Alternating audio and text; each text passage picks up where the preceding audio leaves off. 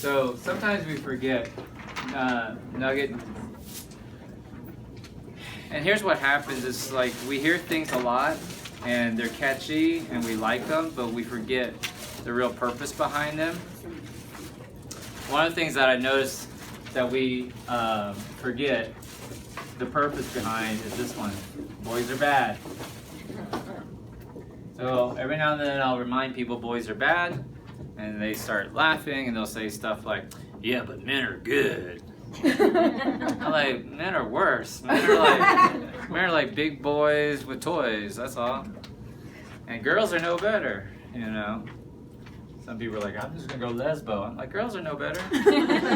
Girls are no better. But the purpose behind this, anyone remember why? Why are boys bad after surgery? Everyone thinks it's a distraction. Number one, it's a distraction, right? Because, you know, they're gonna wanna take you out. Boys are genetically programmed to buy you chocolates and buy you dessert when you first go out. Is that true? Yeah. Yeah, we are. Trust me. So, and our only game, because boys are not very smart, we're not as smart as women, the only move we have on y'all is to get y'all drunk.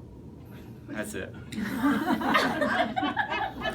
So we're gonna be like pushing the alcohol on y'all and pushing the desserts on y'all. So it's a little bit of a distraction, yes? But that's not the main reason. You want to know the main reason why boys are bad? I'm just going to guess. Is it like a self-esteem thing where we're at our lowest? That's not a bad idea. It's susceptible to manipulation? So self-esteem where you don't have stand up for yourself? That's close. The reason why boys, and honestly it's girls also, depending on what you want, are bad, it's because you're the problem.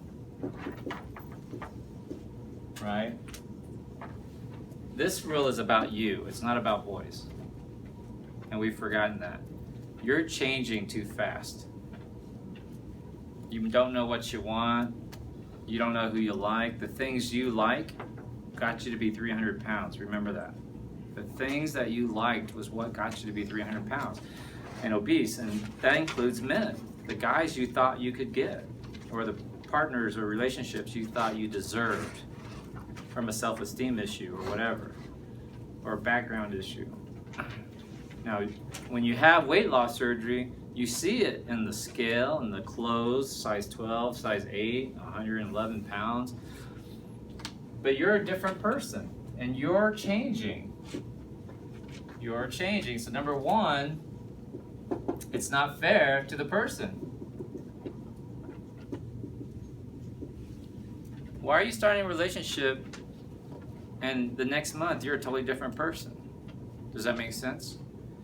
At 210, by the time she gets from 210 to 190, and here in the next couple of months, she's a totally different person. That's not fair to this guy. Does that make sense? And by the time you get to be 145, he might not like you anymore. Maybe he wanted a girl with curves. Maybe he wanted a girl who would just stay at home and do whatever he wanted her to do. Does that make sense?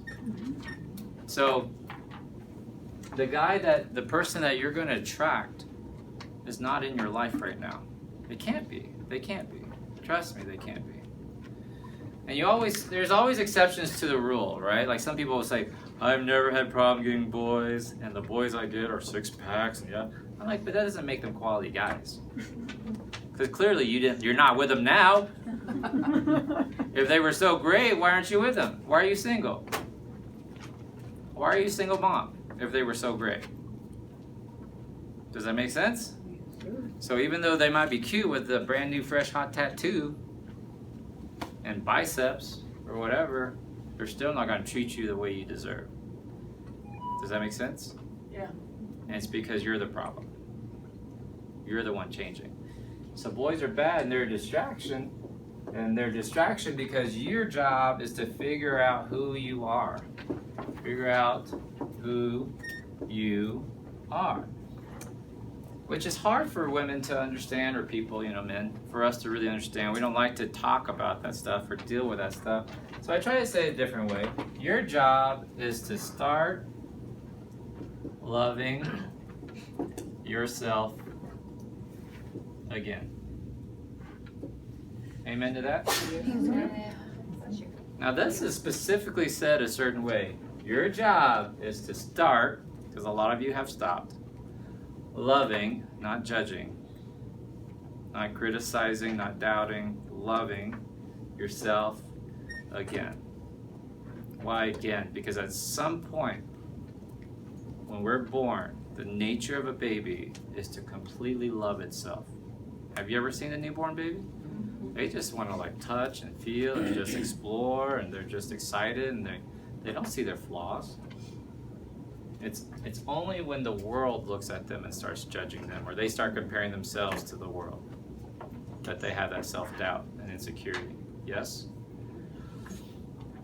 At some point you get in your life where you've had enough troubles, or you have enough skinny Asian in you, and you start to say, like, I don't really care what the world thinks.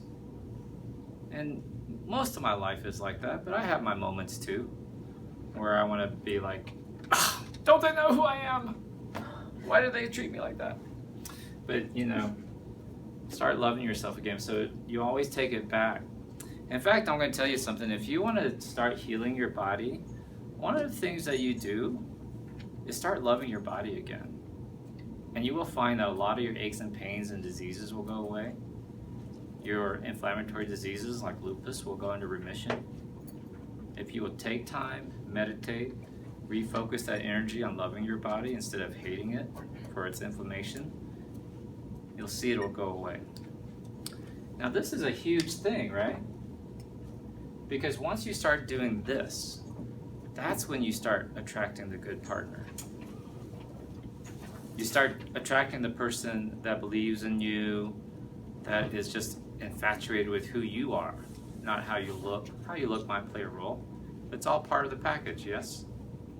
And this is why marriages can be in trouble after weight loss surgery. Your current spouse might not like the new you, might not like the fact you have a voice and an opinion, right? Might not like the fact that you want to travel and see the world, or go back to school, or get a job. There are men still in this world who think that women should not work. You understand that, right? There are women in this world that would wish their man would just go get a job. It's all screwed up. And it's all because we don't love ourselves enough. I promise you.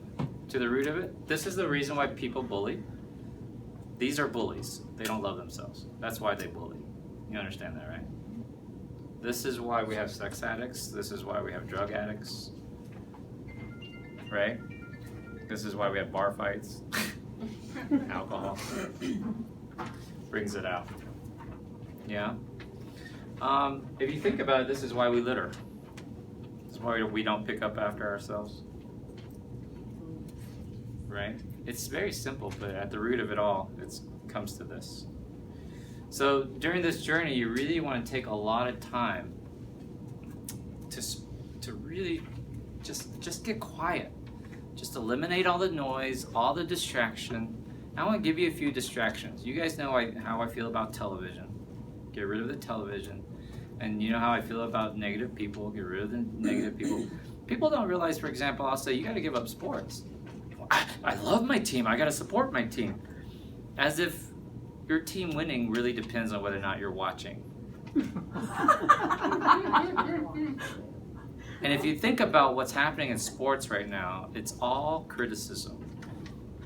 The NFL Combine, the March Madness, they're picking apart these people, trying to make a sensational story. And they're just criticizing these athletes who work their whole lives for a goal. And they're picking them apart by the size of their pants. Shit that doesn't even matter, right? Movies, trash novels, all this stuff's got to go. I mean, do not bring a People magazine to the hospital with you on Monday. I will beat you with the magazine. with the magazine. Oh. Right? Don't read the Inquirer. This is all sorts of stuff. Politics. Don't get into political discussions anymore because you can't win those. Does that make sense? So you need to get quiet. You got to get quiet. You got to really spend time with who you are. You really need to journal, write down what you want. You know, a very good way to start is, and I hate saying this because it's the wrong focus, but sometimes you just got to do this. Like, what's wrong in your life right now? Just real quick, like, what don't I like about my life? I need more money. I need a job that pays me more money. I need more passion in my marriage. I need to travel more. I need to see more. Most people, when you ask them that, they'll say something stupid like, it's the stress. Like, what do you, like, what? What does that mean? What are you stressed out about? Everything. Well then, you know, I can't help that, you know. But if you can sit there and say, I just need an extra $500 a month. Do you see how different that is? It's very different. So, and you only get to that point when you start to get quiet. Which I'll take you to my number 2 nugget and then we'll stop. And this one's really important. And it was the one where I said, I was talking about money, but so here's your future self. And the talk was about money. And I said, you guys understand that if they took all the money in the world and they divided it evenly amongst everybody who's alive right now, we would all be millionaires. You understand that, right? Mm-hmm. So you deserve $1 million. You deserve $1 million. It's out there for you. Okay? You're not taking it away from somebody. We got plenty to go around. So, and if you work your whole life, $50,000 a year, let's say an average job, $50,000 a year, and you work from 25 to 65, that's 40 years, yes? Multiply that 1, 2, 3, 4, 5, 3, 4, 5, and a 20. That's $2 million will have gone through your hands, yes? Problem is, you're 65. Number 1, you're 65. Number 2, most likely you didn't keep very much of this. Is that right? Mm-hmm. You'd be lucky if you kept 20. They think the average 65-year-old has $60,000 in his bank account. Can you retire on $60,000? No. No. I don't care if you move to Kansas. You cannot live on $60,000 for another 30 years. And Social Security might not be around. All right? So you have $2 million in your life, in your future life coming to you. Yes? Mm-hmm. So my talk was this. Everyone reach out for me. Hold out here. In front of you, this is, and look in your hand, and just take a second and think about what you want in your hand. Just pick one thing or several things. Let's say it's $1 million or $100,000 or whatever you want. Promotion, Thor, like whatever it is, it's right here in your hand, okay? Now hold it, close your hand around it, and bring it to you. See, your future self is out there. The question is, how do you get it to you faster? I want it faster. I don't want to be 65 by the time I have $2 million. I want it faster. I don't want to wait till my kids are grown before I leave the house to go see Paris. I want it faster. I want to learn faster. I got to get it faster. I need that promotion faster. You should you should be asking, how do I scale my business to $10 million this year? Not wait. I need it faster. Okay? So how do I get it faster? Now, some of y'all know this intuitively. How does she get to 111 pounds in a year? How does he? Art's got the answer. I asked him, Art, how did you get to 173 in like 6 months? You know what he told me? I just do everything you tell me. Don't ever get off. Isn't that what you told me? That's exactly what I said. I mean, why are you trying to figure this out on your own? Why are you trying to cheat? Like, when it comes to your weight loss, I got it figured out for you already. Does that make sense? So how do I get it faster? And the reason why I'm tying these two nuggets together is because of this. How do I start doing this faster? The second I start loving myself again faster, meditation, goal setting, journaling, getting a promotion, just little victories. That's number 3, I guess I'll do. So how do you do it? Remember, many, M-A-N-Y, mini, M-I-N-I, victories. Many victories. A lot of small victories. Every single day you're making progress. Every single day you're making progress. Every single day you're reading a book. Every single day you're journaling. Every single day you're trying a new recipe. Every single day you're meeting a new sleep sister, picking their brain. Every single day you're working towards your degree. Every single day. That's how you get it faster. And if someone has a shortcut, like Art says, hey man, I tried it that way, don't do that. That doesn't work. You want to write a book? Come talk to me. You realize I've written 1 or 2, right? You want your biography? It doesn't take 3 years. I'll show you how to have it in print in 6 weeks. We could do it in 4 weeks if you got the cojones. If you got the belief. And the second I say that, their heads all explode. Like, no, I can't do that. It's just, do you want your book out or not? If the answer is yes, then how can I do it faster? How can I get there faster?